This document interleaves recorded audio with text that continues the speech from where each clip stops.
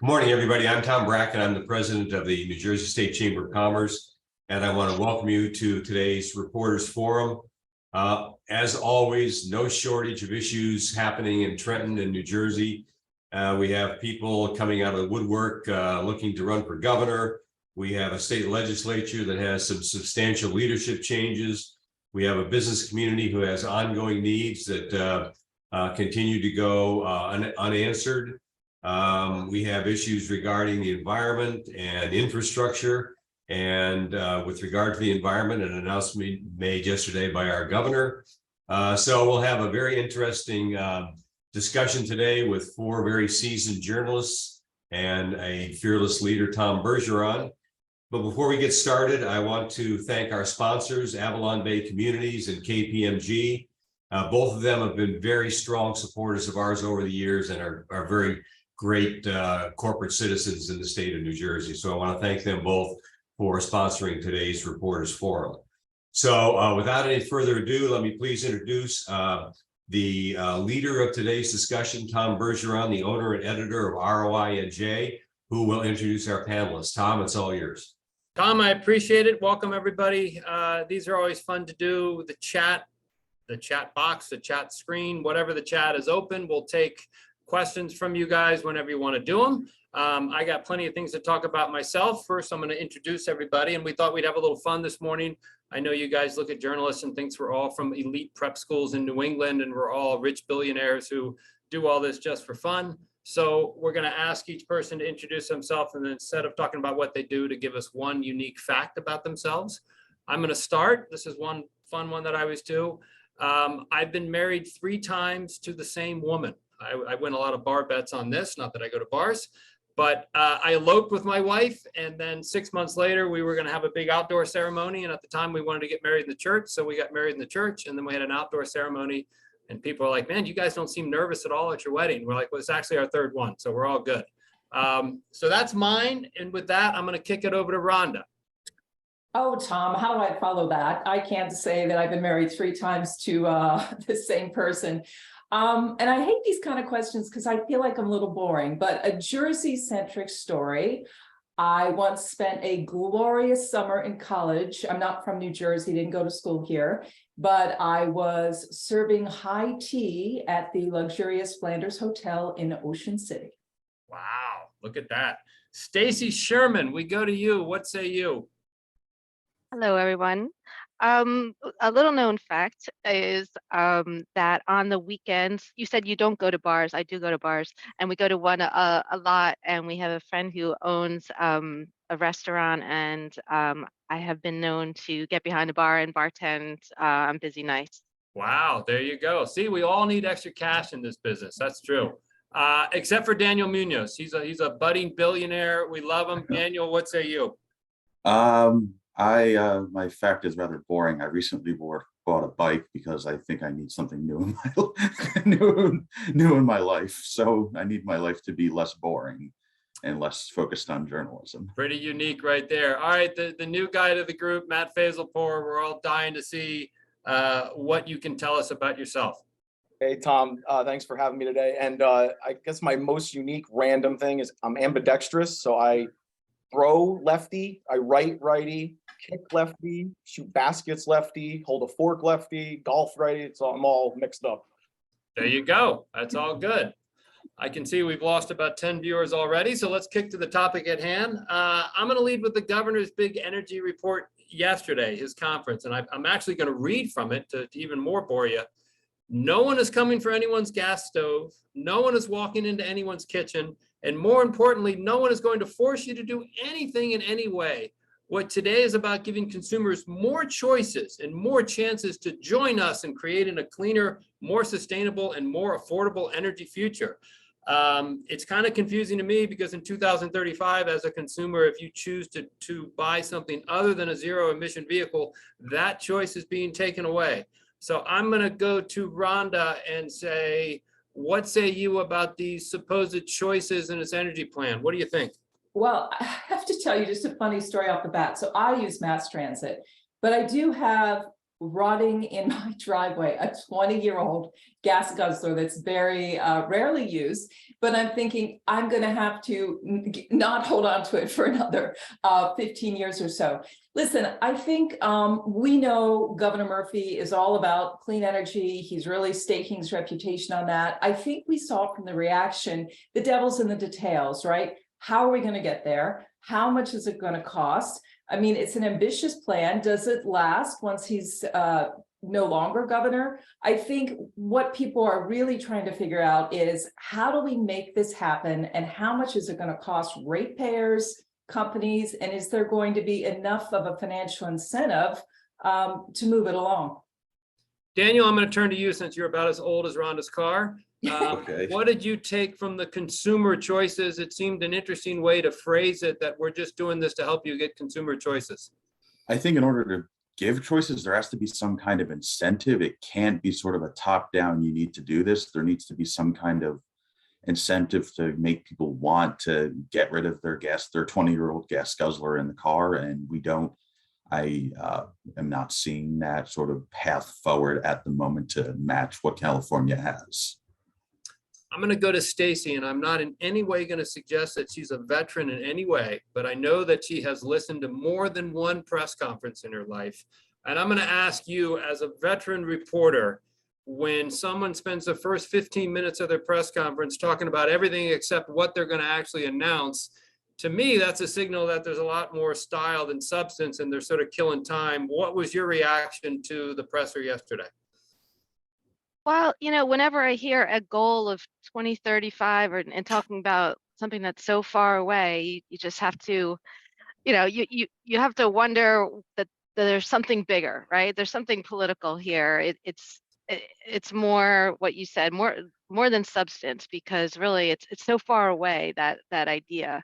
And I get the idea that, climate change, you have to start now, but talking about things that are happening so far away is, he obviously, the governor has his next job right on his mind, and he wants to talk about national issues like climate change. And I think he has, as Rhonda said, it's very ambitious, but I'm not sure how we're going to get there. I went shopping over the weekend for cars. I didn't buy anything, but I was kind of comparing the same model and then like hybrid models, and they're good $10,000-$12,000 more than the regular model. So I think they're going to have to make it more economical for people in order, for people to embrace them.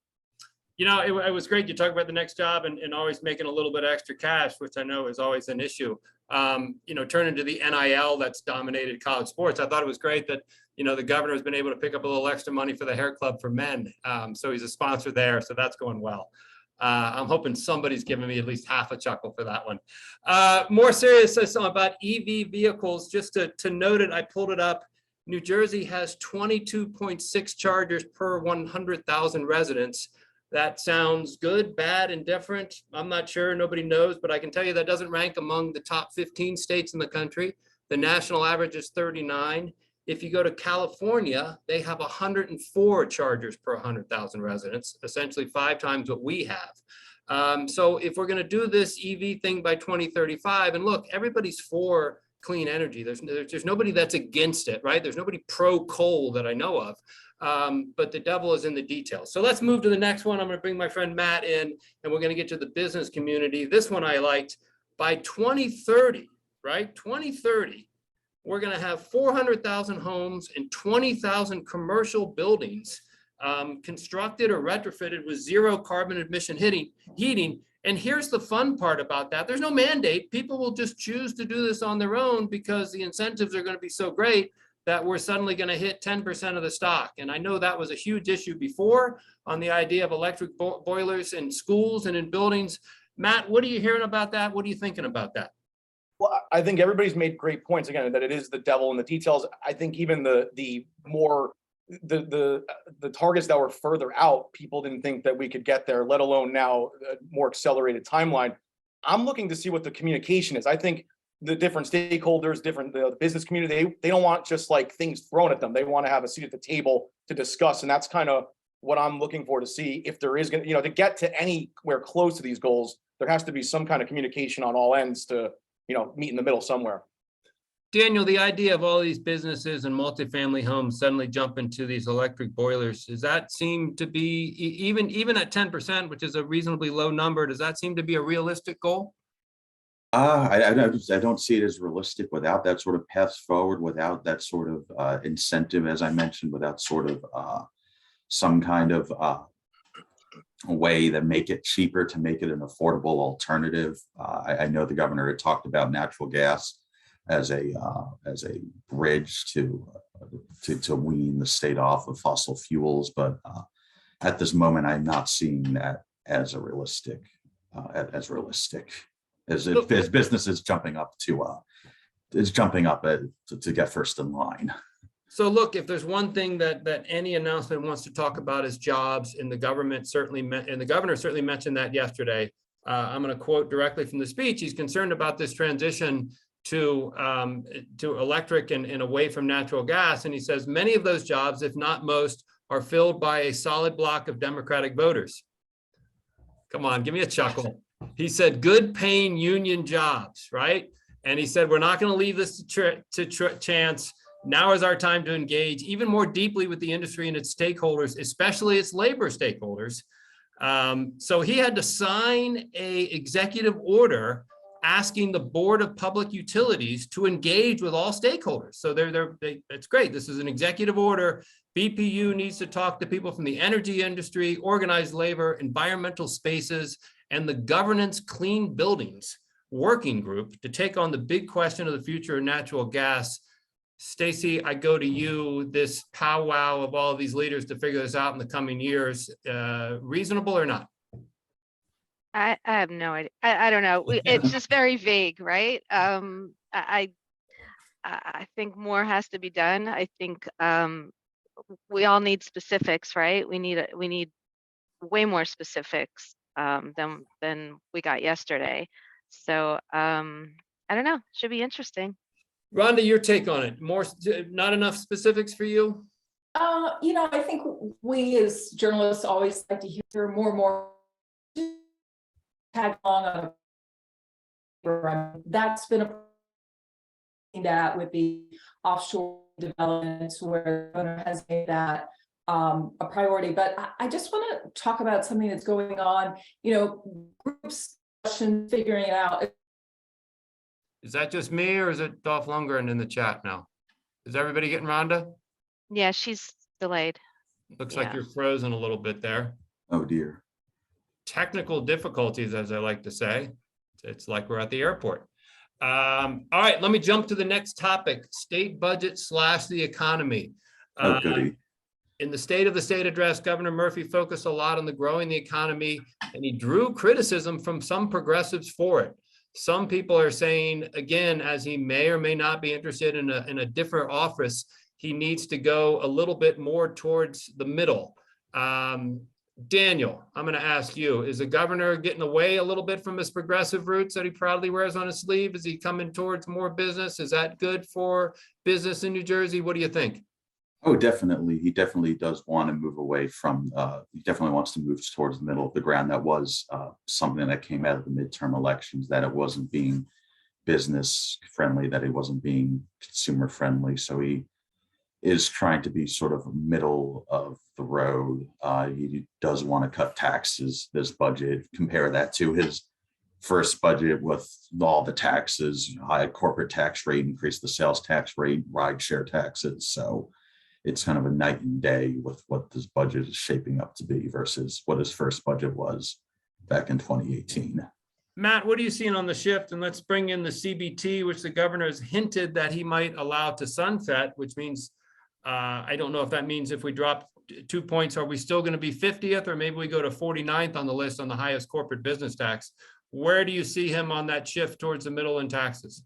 Yeah, I think he's absolutely trying to thread a needle, right? Keep some of that progressive ideals, but, become, at least viewed as more business friendly, like Daniel said. And I think the CBT thing, I think he is going to go along with that. I mean, he's got senators in his party pushing hard for that.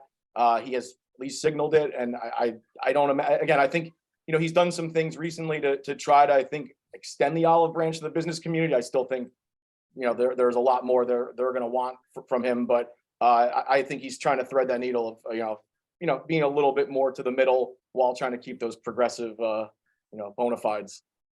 A lot to untangle there, a lot to unpack. Stacie, threading the needle, working for progressives, working for business people, bringing it all together. Kumbaya. What say you? Is he moving a little bit to a bigger, stronger union here?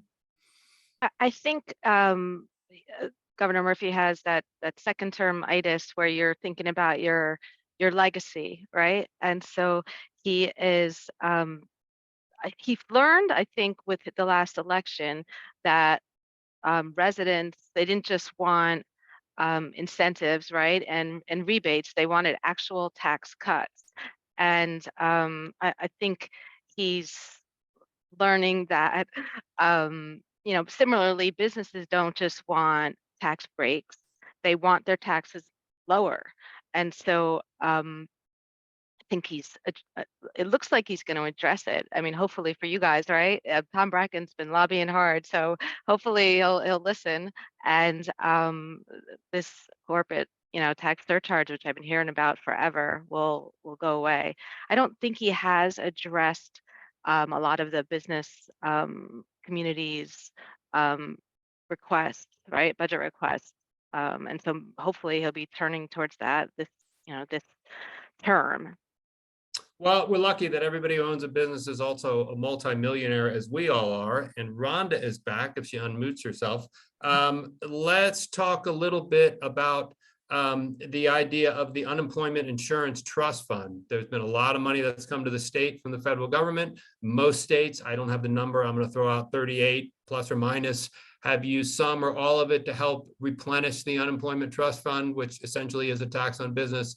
New Jersey, full disclosure, full credit, has had more grant programs than pretty much everyone in the world combined. We get that for small business, but there's still the Unemployment Insurance Replenishment Fund. Rhonda, what do you hear in that? We're talking about the governor coming back more towards the business community, more towards the center. Do you think we'll see more of that in his budget address? By the way, apologies. I'm back. I hope you missed me. We talked about this last year, this Unemployment Trust Fund. I have found it surprising that there has been resistance on this to the point that many other states have done this. We know the business community has asked for it. I'm very curious to see if it comes up at all in the governor's address. I mean, he clearly has chosen not to go down that road. I'm not really sure we've gotten a clear explanation for it. Maybe it's too costly, but to your point, we do have these American Rescue Funds. So I just think it's interesting that is something he's not moved on. Madam, I turn to you and talk about that thread in the needle with, we got a lot of money. We want to make the state better. We want to help business. We want to balance it out. Has he threaded that needle properly with the business community? Well, I agree with what Rhonda said. It's confused me too of why the UI issue is just kind of lingering out there, from the last budget and now going into this one. And I think because we have surplus money, there's American Rescue money, and not having it used, I think kind of rubbed the business community the wrong way a little bit. So I think that until that issue is dealt with, I think the business community is, leery of what's coming next in this budget. Daniel, I'm going to give you the last word on this. The business community, we're going to let you be the spokesman for the business community. Give me the things that the business community wants to see the most in the budget address and whether you think they're going to happen. Yes, lower taxes. Are they going to get it? Maybe some, hopefully. I do want to kind of go piggy off the unemployment, because I do remember a comment that former President Sweeney said back in December, and it did stick with me that so much unemployment money was given out to people during COVID that if you were to use all the ARP money to refill the unemployment fund, you wouldn't have money for anything else. So they are trying to, as Matt said, thread the needle and not just use it all for that. So there is that to consider, that you can't just use it for just one particular item. So there are a lot of things they're trying to juggle. There's pork to consider, and there are infrastructure upgrades. The pork thing was kind of a joke, but there. You sound like you're running for office, Daniel. That's good. It's Right. some speech. All right, so if you're running for office, I'm going to go to our second fun question of the day. There's a couple of questions you have to answer, and it's certainly not the Central Jersey thing or the pork roll thing, which we can all agree are the most cliche things there are. But I'm going to talk about Bruce Springsteen. He's at the Prue Center on April 14th. He's at MetLife on August 30th and September 1st. It's good that I'm doing a plug for him in case, he's struggling to sell tickets. So the question for the group here is, if you were given 2 Bruce tickets, would you take them? Would you hold out for Bon Jovi? Or would you say, I'm going to go in another direction and I want to see blank? Rhonda, what say you? Gosh, I hate to say, I'm in the wrong era. So many musicians I like are dead. So I would actually Oh, take gosh. the Springsteen tickets over Bon Jovi for sure. Stacie. Oh, this is bad. This is bad. I'm not a Bruce fan. Only his early stuff. So Bon Jovi definitely. Matt. I'm a big Bruce fan. I've seen them both, but I would take Bruce tickets over Bon Jovi. Daniel Munoz.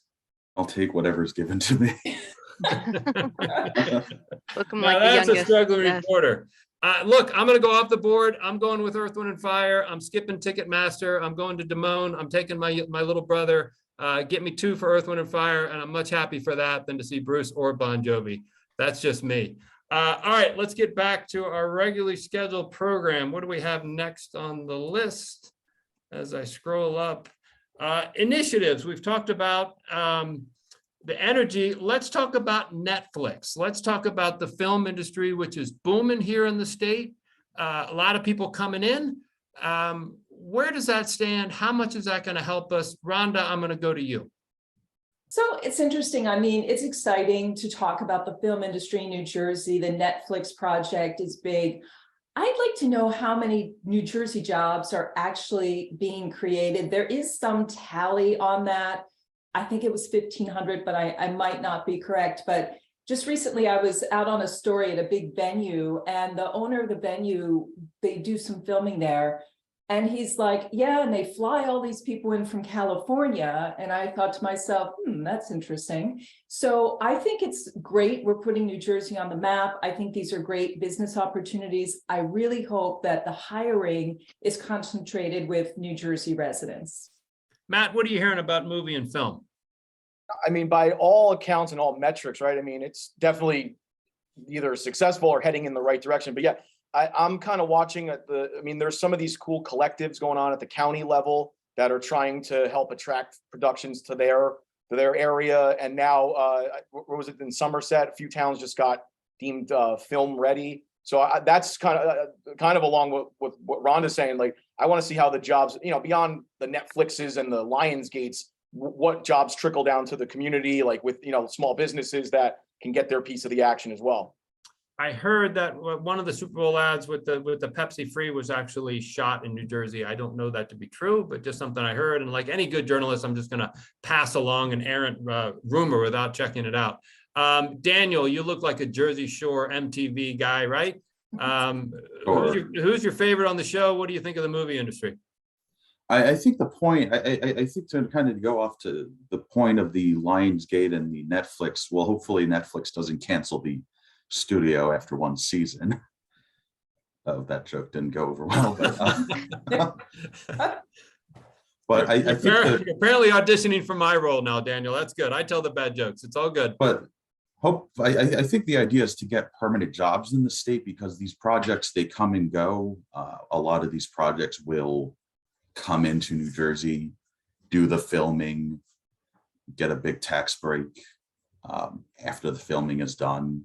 So I think the idea of Lionsgate and Netflix is to get these huge projects that'll stay for years to come. There's another one back up in Jersey City. I think there's Kearney Point up in Kearney. There's another one in Jersey City. And so the idea of these film studios is that these can be permanent sources of revenue and permanent sources of jobs and permanent sources of spending. So there's trying to kind of a balance of just slapping the Made in New Jersey title on a film versus a permanent source of benefiting the state. So there's sort of that fine line.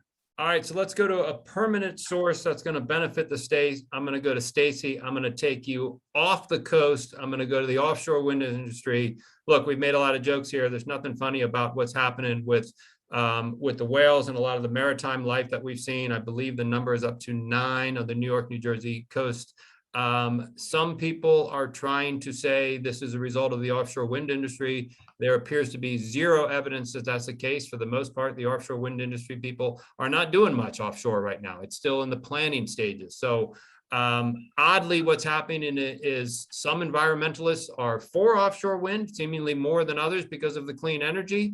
Other people are getting dark money to throw cast aspersions about what's going on. So I'm going to go to Stacie. Bloomberg always has the best stuff. What are you guys hearing about what's going on here in the issue with offshore wind? I hear this has made a really good GOP talking point right? And it's we're trying to get rid of an industry before it's even been created. So, and this is a good way to do it. I mean, nobody wants whales to die, but if it's, I don't understand how we can blame an industry that's not there yet. So it's a little, I think, premature for them to blame the wind industry. And it's a good, it sounds really good, right? Like, oh, this is happening in the water and that's why the whales are dying. But I don't think they've properly link the two. So I don't think much will, I don't think this is going to stop the wind, the offshore wind industry from moving forward. Well, look, the governor is certainly far behind it. The EDA is, this has the potential to be a huge economic driver for the state, as well as, you know, without it, these clean energy goals aren't gonna exist. And some have said, look, you've got a lot of changing in the ecosystem, and you know, I hate to go back to global warming and all that, but you know, different water temperatures, different marine life are going to different areas. It might be leading, you know, whales and other sea animals to go to different places. Rhonda, I've just rambled about nothing. I'm going to ask you to clean up what I just said. What are you hearing about the possibilities? Anything here? Well, you know, it's interesting about the offshore wind industry now. I mean, we do have this environmental debate going on, but there's also the debate over costs. And you recently saw PSEG kind of pull back from part of its stake in an offshore wind project while saying that it's still committed. But we've written at NJ Spotlight about some of the potential financial issues for these companies. We've talked here, supply chain, inflation, cost pressures. So the companies themselves moving forward, hopefully they can do it. I mean, it's, again, one of these ambitious items, but I think just the actual business costs could be more of a concern. These are long-range projects. These are expensive projects. Look at what's happening with the cost of borrowing. That continues to go up. So, you know, I mean, it looks like it's moving forward, but I don't think it's going to be a straight shot at all. And I think this situation with the environmental questions is just, you know, one piece that will come up as we go down this path. You know, look, you mentioned NJ Spotlight, and I'm going to say it. We're all journalists. We're all competing. We're all trying to do good stuff. But when it comes to energy, tip of the hat to Tom Johnson, the work he does there. Everybody just is like, okay, well, he's like the Jordan of energy writers, right? It's all good. Daniel, you're trying to be LeBron, so I'm going to bring you in here. What are you thinking about offshore wind and its growth and its success? Where's it going? I'm a bit perplexed by the LeBron statement, but the future of offshore wind, it could be meaningful if there is, sorry, repeat the question. I was so thrown off by LeBron. All right, Kobe, relax. What are you thinking about when you hear about offshore wind and the growth and where we're going? Where do you see it headed in the next 10 years? Is there any reason it's going to slow down? I don't think the whales are going to do it. Are we going full steam ahead in offshore wind in the state? I am curious if a Republican governor comes in and does take those whale talking points to heart. I am curious about that. But it does seem like a lot of legal groundwork has been laid with a lot of the awards and the contracts being given out. So I think that there is a big momentum, a big push that there's sort of this clean energy economy, that this is going to, quote, generate jobs. This is going to sort of tackle the climate crisis in a way that will make people money and get people employed. So I think this does have a notable amount of momentum behind it, a notable amount of wind at the sails, so to speak.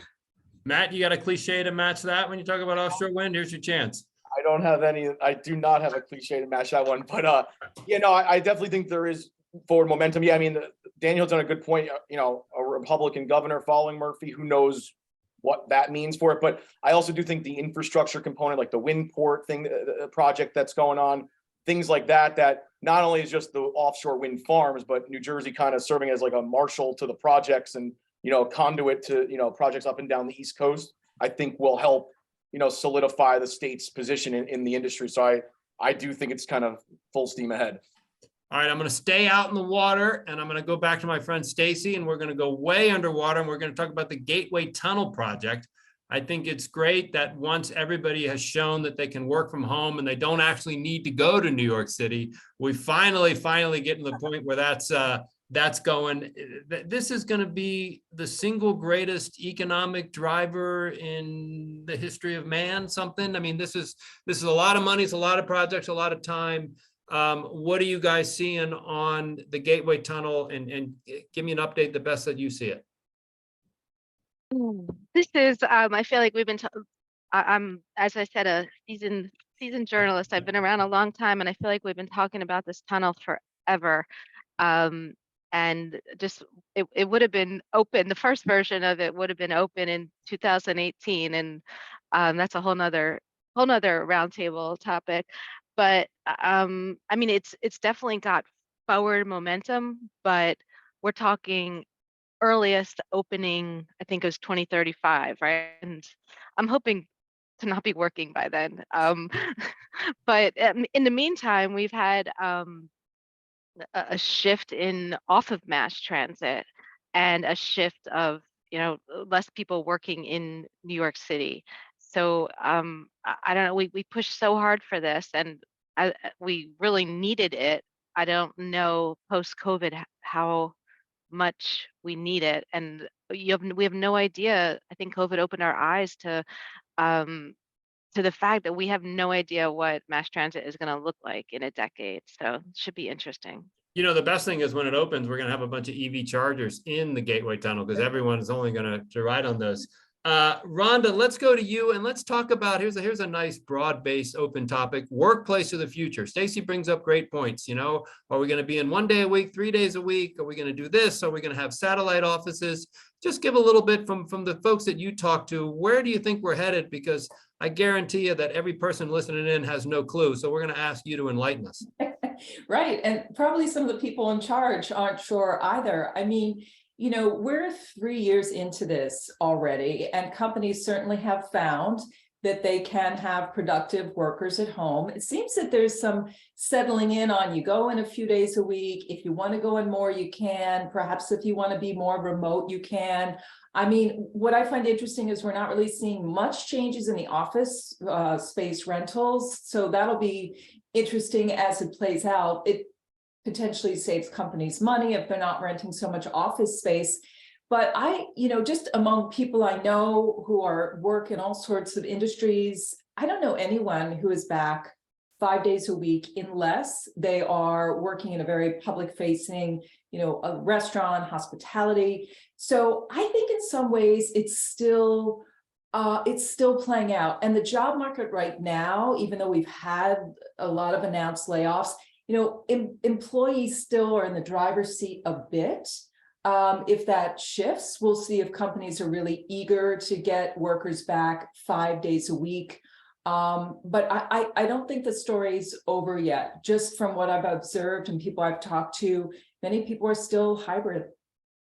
Matt, I'm going to bring you in and let's talk about this from the building owner's perspective, because sometimes when I've talked to landlords, they said, look, some of the retail or the restaurants that we might have on the ground floor of our Class A space, we have to change the way we charge them and do business, because we know no one's coming in on Friday to visit the Abu Pan or whatever it might be, right? So they've been cut and the employees want to do it differently. What are you seeing? You know, the rents for individuals are through the roof, but I think the business community is still struggling to fill some spots. Give us a little bit about what your reporting is showing us.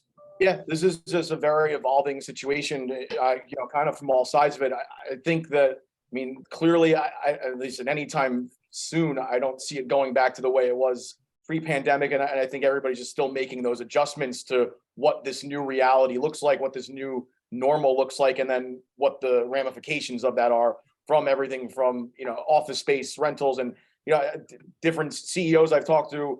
That this is probably the number one top of mind thing. And also the tight labor market also factors into a lot of this too, because the employees kind of are in the driver's seat, as Rhonda mentioned. So it's a fascinating topic because it's just kind of affects all facets of the economy. And, I think it's going to be shaken out for the next little bit here. Daniel, I'm going to bring you in. I know you do a lot of EDA and econ dev work. Talk about, the incentives for companies coming in and how this is changing and the ability to attract companies. How is this new normal in the workplace impacting the New Jersey business landscape? Well, one way is the state's incentives. It's been 2 years since the governor signed this sweeping incentive package, and it hasn't seen much interest. I mean, I know there's been other factors, of war in Ukraine, this recession dangling overhead, but not a lot of businesses are showing interest in some of these sweeping incentive programs where you move your company, your headquarters into an office and your workers come in 5 days a week. There is this, you wrote about it, Tom, and I wrote about it as well, about this work from home incentive idea, where like you have a satellite office in New Jersey and you have workers like working hybrid, and the state wants to get in on that. So it does look like the state recognizes that the hybrid is here to stay. I don't think that workers are going to want to commute to the office for like the local economy to support local businesses in downtowns 45 minutes away when they could do it, say, in their own communities. So it is a struggle for cities like Jersey City and Newark and New Brunswick. But I'm going to jump in and talk about New Brunswick, and I'm going to kick it back to Stacie. The Helix project, which they're now calling, that's a pretty good life science research, hospital, labs, clinics, bio, throw any phrase you want out there. It's all going to come together. The hope is two things. One, that can compete with Cambridge and Silicon Valley for startups and original research. And two, it's going to be quite an economic driver down in the New Brunswick area when you go through there, right? It's a big part of dirt right now, but you can see this is going to be a massive project. Is that the type of future development that you think New Jersey can pitch to more people and have more of? It depends. I'm sorry, Daniel. I think it's exactly the type of setup that will work. New Brunswick has really done it right? They have research, students. They have great restaurants, a little place to walk. They've got it all. It's relatively safe. It's there's a lot there. And they're adding to it, and I can commute right into, take mass transit into New Brunswick and spend the night there and have a great time. There's just so much to do there. I think they've really they're a model for how to do it right with a city. A lot of other cities, they have parts. Parts of the city are done the right way, but this is like it seems like it's the whole city that's really doing it right. Rhonda, is that a model that we can take elsewhere? I think so. I mean, it's interesting in New Brunswick, and I agree. I love New Brunswick. There is a lot to do there.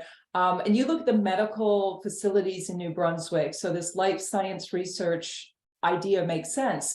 You could go to Jersey City and focus on fintech because that's a growing area there. So I do think looking at communities and really targeting what can happen in our cities is important. And I'm looking forward to seeing how that progresses. I know there was just the big announcement last week on it. So I do think some of these targeted efforts are worth watching. And it seems that in the local community, people are excited about it.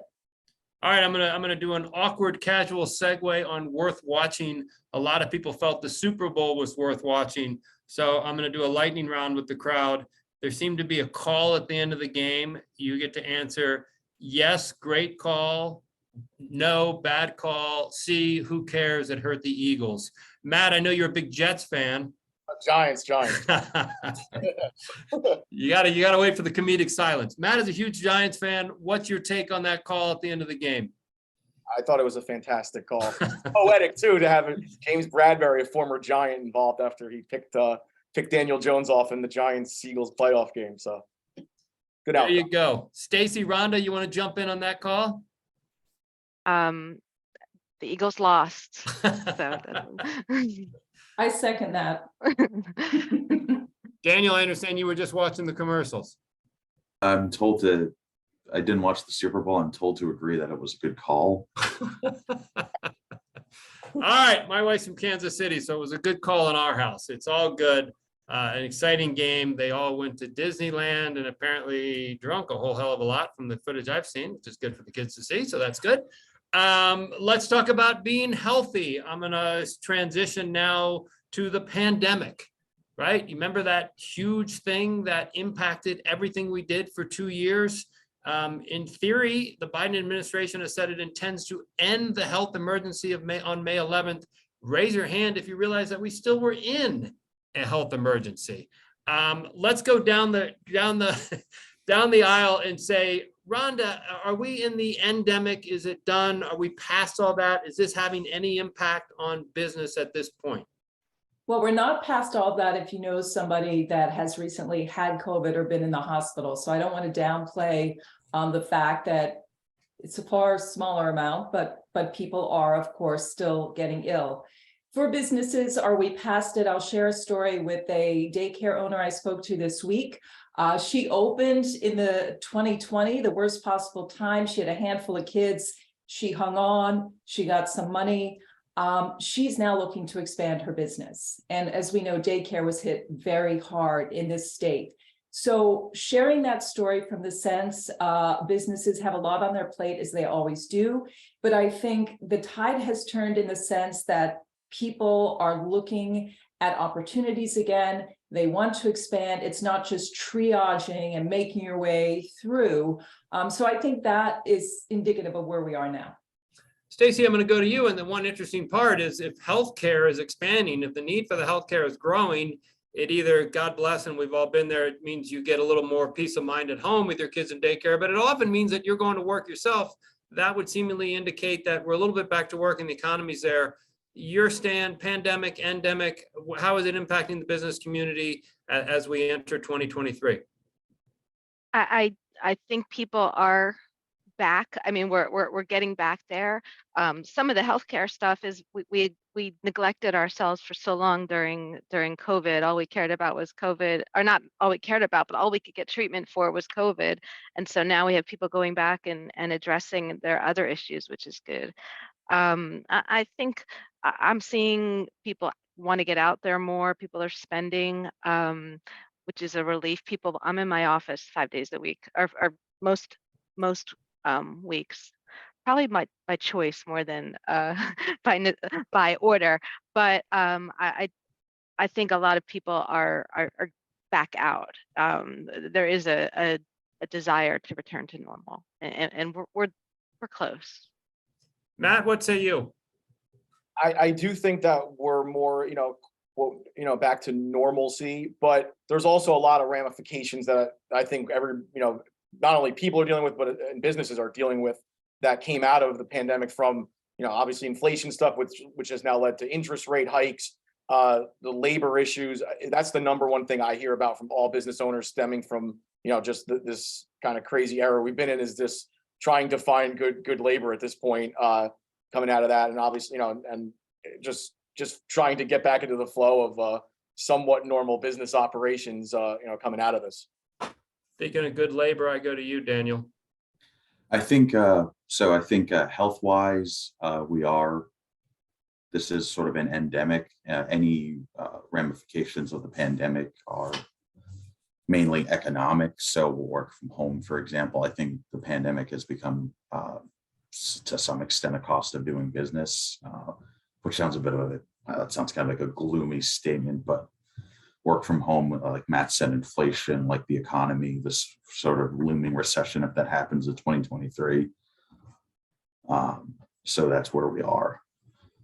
Matt, I'm gonna jump back to you because somebody says we're not talking about Northern New Jersey enough, which, okay. So give me an update on, it's funny, we're usually accused of being all Northern New Jersey. And Stadium for Patterson. So. we forget Southern New Jersey. All right, so let's where do you see in Patterson? We talked about fintech in Jersey City, Newark's booming. Give me 30 seconds on business in Northern New Jersey.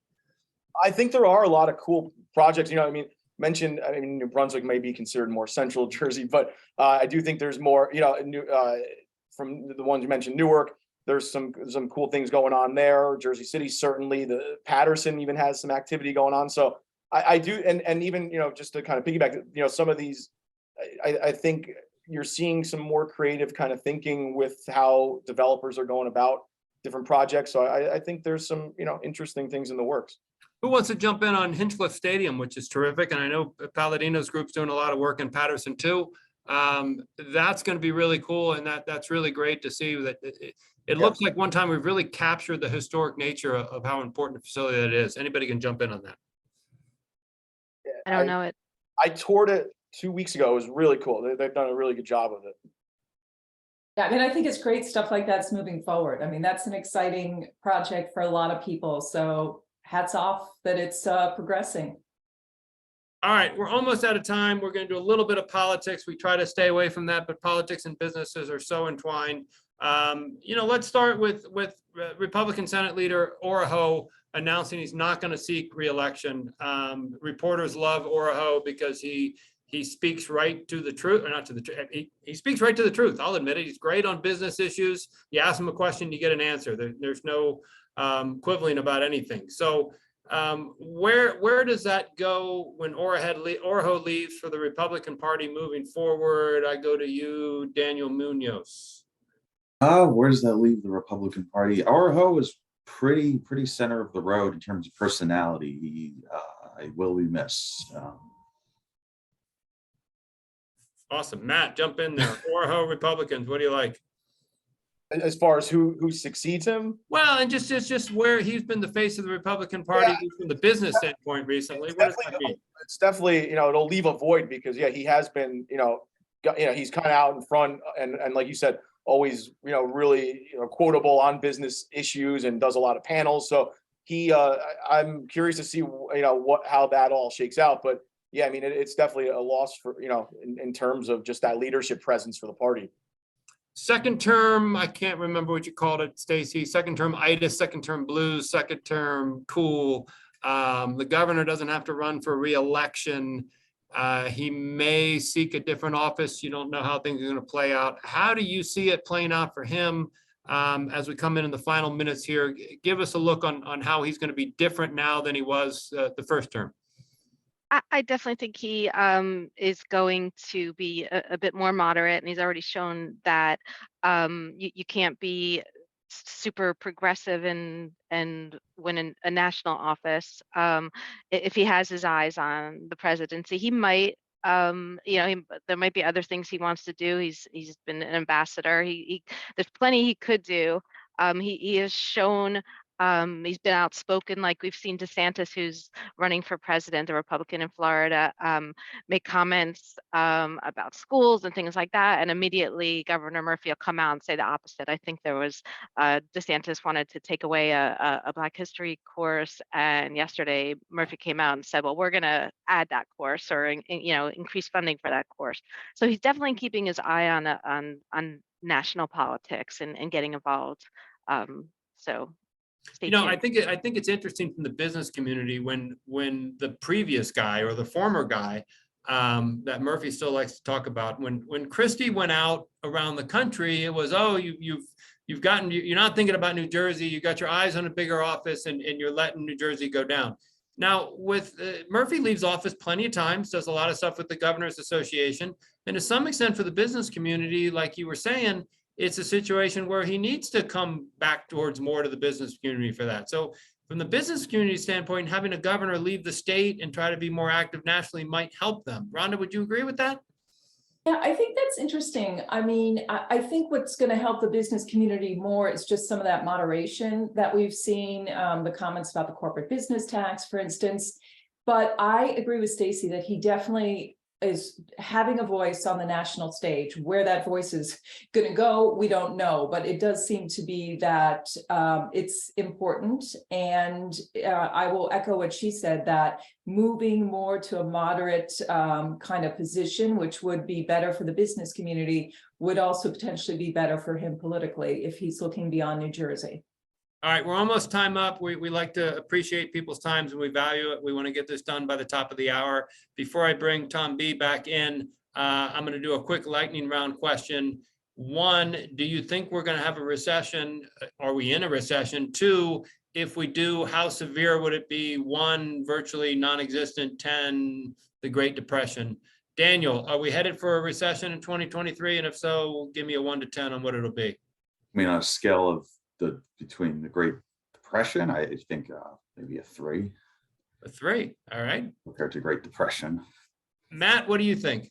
I think if it's anything, it's going to be kind of a short, mild one. You know, I don't foresee any, by all forecasts, nothing, you know, outrageous. Don't make me go John McLaughlin on you. 1 to 10, what do you like? I'll go 2. 2, wow. Stacie? I'll go 3. I think it's going to be mild. I think the consumer has shown this, you know, their spending and their desire to, you know, to boost the economy. So I don't think it's going to be bad. Rhonda, take us home. I'm going to go 1.5. I also think short and mild unless things really change. I also think, you know, since the Great Recession, we've learned how to add resources to the economy to try to boost things along. So I think we'll learn from that and prevent something from being very bad. Awesome. All right, listen, I had a lot of fun. I think the panelists did too. We're going to take our little dog and pony show to Atlantic City for the Renew Jersey Summit, which apparently is going gangbusters. If you have not signed up, you should. It's going to be March 14th and 15th at Harrah's. Lots of great panels. We'll be there to add a little bit of levity. Tom Bracken will be running the show, and Tom Bracken's running the show now. I kick it back to you, Tom. What say you? Well, I can't thank all of you enough for solving all the problems of New Jersey and setting the stage for the future of the world. That's wonderful. You usually do that, and you did a great job today. So thank you, Tom, for moderating. Thank you to Daniel, Stacie, Rhonda, and Matt. And as you said, 8:30 on March 15th in Atlantic City, this group will reconvene and update the conversation we had today based on some conversations that happened the previous day, which ought to be interesting. So thank you all for that. You know, the summit is March 14th and 15th. It's gotten great receptivity. Last year, I think, was a huge success, and we are already probably at or above the level of last year now, with months left to go. So please sign up early so you don't miss out. And I would say that the issues that you talked about today, we will cover almost every single one of those in one of our panels, plus others. We have some national perspectives coming from Neil Bradley at the U.S. Chamber and Josh Gottheimer, one of our representatives from North Jersey. The governor's going to speak. And right after you all talk at 8:30 on the 15th, we have all of our legislative leadership in New Jersey having a panel to kind of sum up what happened the 2 days before that. So going to be a fascinating 2 days. Please sign up. I want to thank you all. I want to thank Avalon Bay and also KPMG for sponsorship. It's been another great day. And again, we hope to see you all in Atlantic City, and especially see you in Atlantic City at 8:30 on the 15th to get another look at these 5 great individuals. So thank you, everybody. Have a great day, and we'll see you in Atlantic City. Good night, all. Stay classy, New Jersey. Bye, everyone. Thank you. Thanks.